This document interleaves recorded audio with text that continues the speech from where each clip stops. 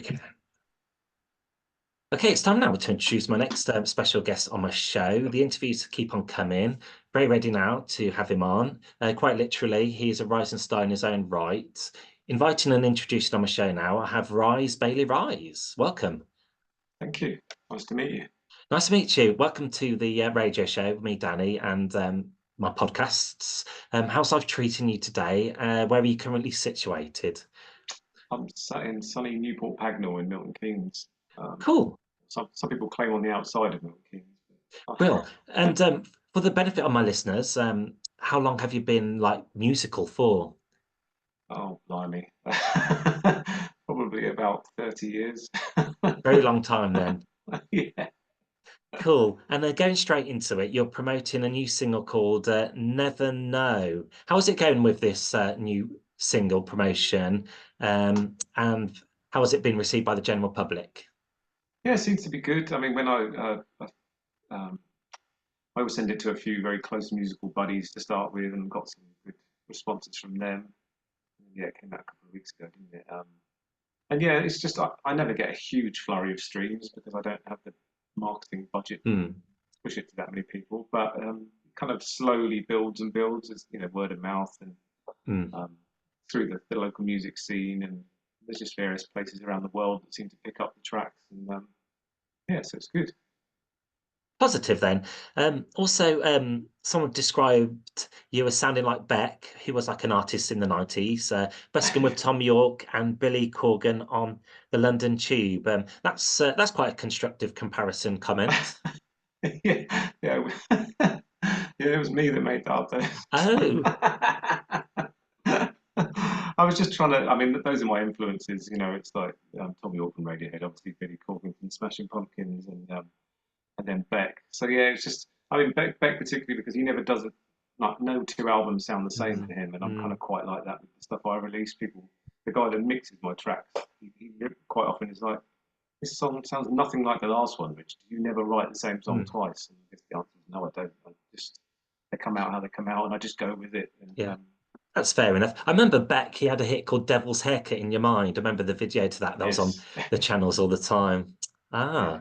Ah, speaking of music videos, do you make music videos? Would you have you released one for Never Know, or is it I something that haven't done. I was talking to someone about it the other day actually, and then we actually chose to do a video for the previous track Memetic instead, because he was going to use some of the new AI technology, and because Memetic is about technology, we'd kind of agreed that it probably was a better fit to do the AI for the song that was essentially about AI.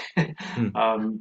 But never know. I've kind of got some ideas rumbling in the background, but that'll need a more, actually filmed video, I think, which Mm. will take a bit of And organising. Never Know, that's out now on all good outlets where people can listen to it. Make sure we get that one in. Also, you mentioned mimetic as well. You don't hear that word every day, do you?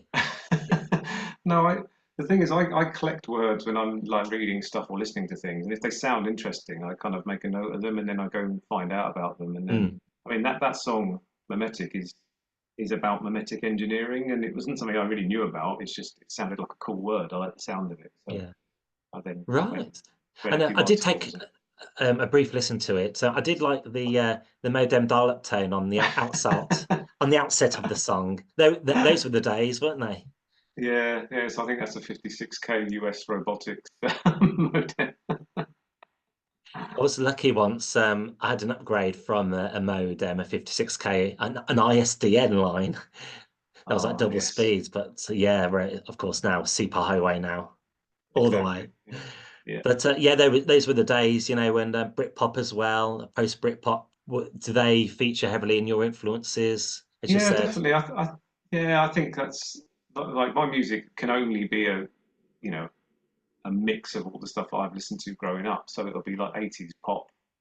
My sisters were huge into all of that. So kind of a lot of melodies. But then I loved all the grungy stuff out of Seattle in the 90s. Yeah, and then yeah, Britpop. Sure, the sun was always shining when Britpop was playing. Mm, That's yeah, just remembering that. I remember like the year of 96, 97.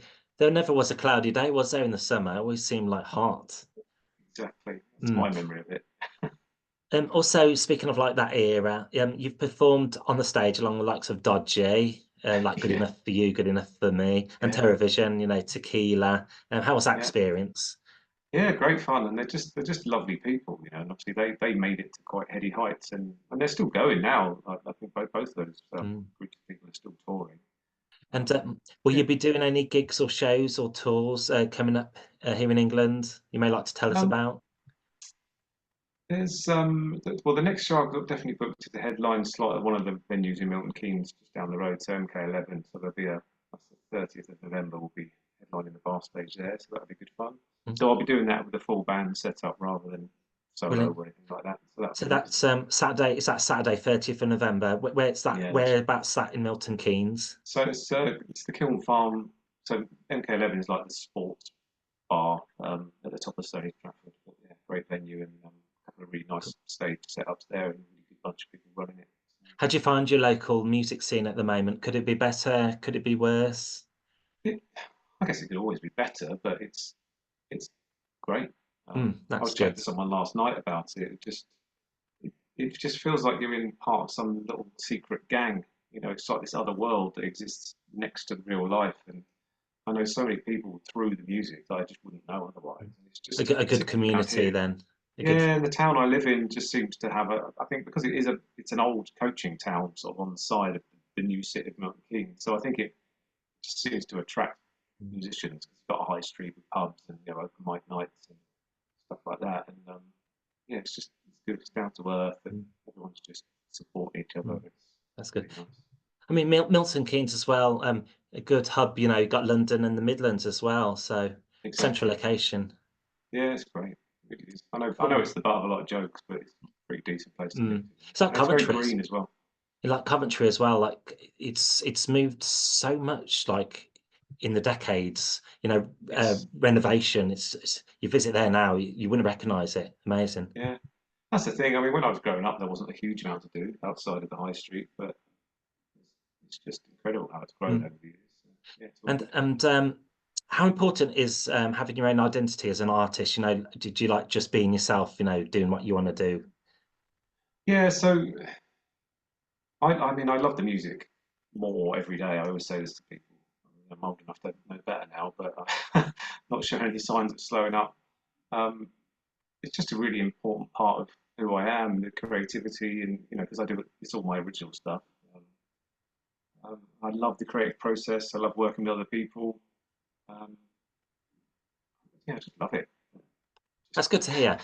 Have you had to make any big sacrifices to get to where you are now, or has it been? well, I mean, the main thing really, I guess. So I was in bands when I was younger, and then I had kids, and so I had to kind of work out how I was going to get the music to fit in with having children. So what I chose to do at that point was to leave the band and just go solo for a while. So then I was doing solo acoustic stuff, bit of a loop pedal, and just kind of trying to build a big sound in my own right. But at least it meant no one was relying on me. Mm. So I wasn't going to let anyone down if I couldn't do something.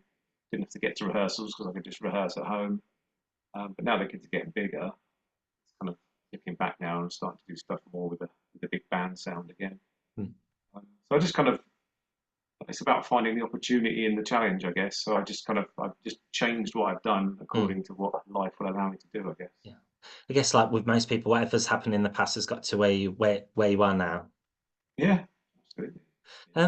Also, where can people follow you on social media? Are you on, let's say, like Instagram or Facebook or Yeah, so Bandcamp? Instagram and Facebook are the kind of main places where I put the updates for gigs and new things. But yeah, I'm on Bandcamp, I'm on SoundCloud, and And occasionally go on TikTok Rise as well. Bailey Rise, is that your stage name as a solo musician or for your whole band?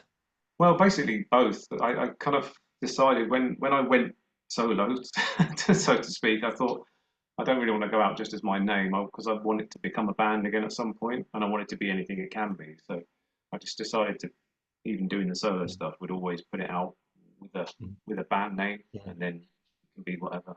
They like mix and match, say like Rise Bailey Rise and Friends, or just whatever suits Yeah, suitable.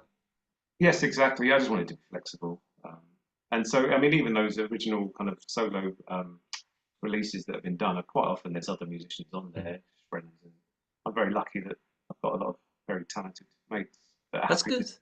get stuck in. What Great chatting with you today, and good luck with this new single. What's for me today is Thank you. really just put it on my show, and we'll get it played on the airwaves now for you. That's great. I really appreciate your Yeah, support. Thank right, you. it's Bailey Rice. Thanks for taking time out to speak to me today. Nice to meet you.